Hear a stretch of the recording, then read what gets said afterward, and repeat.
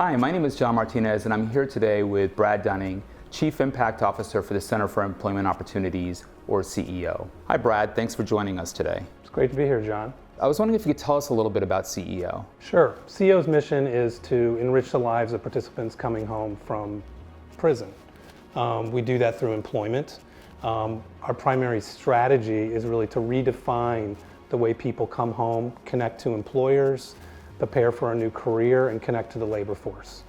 We're now pursuing that mission in 8 states and 22 jurisdictions around the country, and we're currently servicing almost 7,000 participants a year. Wow, that's great. So Brad, MDRC and CEO have had a long history of partnership together, and now we're working together on improving the services that your program provides. Could you tell us a little bit about that current work? Sure. John, we're really trying to build on the history we have with MDRC, and it's all focused on learning, improvement, and finding out what works and why. And so with this current effort, we really want to leverage even more the data that we've collected over the past decade. You know, typically at CEO, we use data to monitor engagement. We use data to focus on the quality of our operations, and of course to track our outputs and our outcomes based on our theory of change. Going forward, we want to work with your new Center of Data Insights on how we can enhance the use of data and start to make predictions about the likelihood of participants meeting major milestones or their unlikelihood to do that. And so this is basically called Predictive Analytics. And so in this type of analysis, what we're trying to do is track all of the pathways that our participants go through our model, right? And by having that data, we can then start to aggregate commonalities that different participant groups have. And once we know what those commonalities are, we can design new program recipes or new programs to help them have a better likelihood of getting to their vocational goal. So why is this work important to CEO? It's really 2 reasons. One, it's just strategic reasons. CEO wants to grow, and we are seeking more investment from funders and government. And part of that is based on our reputation to be an effective provider, right? So we want to continue to enhance that reputation. We just think that's to our strategic advantage. But more importantly, we really do want to have a net impact for the participants we serve, right? That's the most important, that's why we're in business, right? And so to do that is going to require us to enhance our measurement system, right? And any measurement system is based on how you collect and use data. So we want to collect more data, observation data, data about people. We want to marry that with data from people, constituent feedback, participant feedback. But then we always want to ask ourselves, compared to what, right? So how are participants compared to a counterfactual? So what we're really trying to accomplish here is how can we improve our programs and how can we help more participants get to where they want to go and less participants falling through the cracks of our program. That's great, that's great. So through this work, have you learned anything that surprised you or that has been particularly valuable for CEO? Yeah, I mean, we're still very early on in our work with the Center for Data Insights. We're in the feasibility stage, but one thing that we've learned and really sort of almost mastered at this point is creating the data plumbing.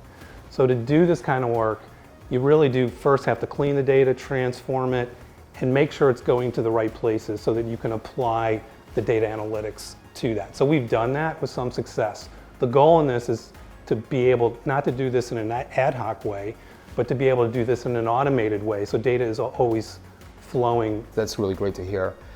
So Brad, as I mentioned earlier, we have a long history of partnership, and I'm just curious, what is it about MDRC that you think leads CEO to want to keep working with us? I think it's, we know each other really well now. We're both committed to using data to learn and improve. The studies that we did with you really strengthened our model.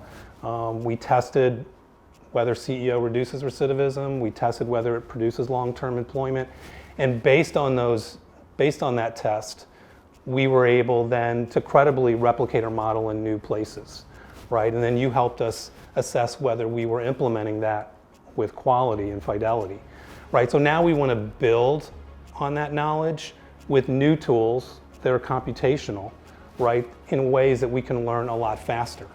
The old regime was helpful, but it took a long time to learn what we needed to know, right, 8-10 years.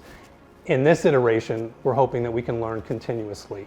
And what this vision is really about is creating an internal social R&D platform where we can plug data in securely, where we can get data insights through different types of analyses.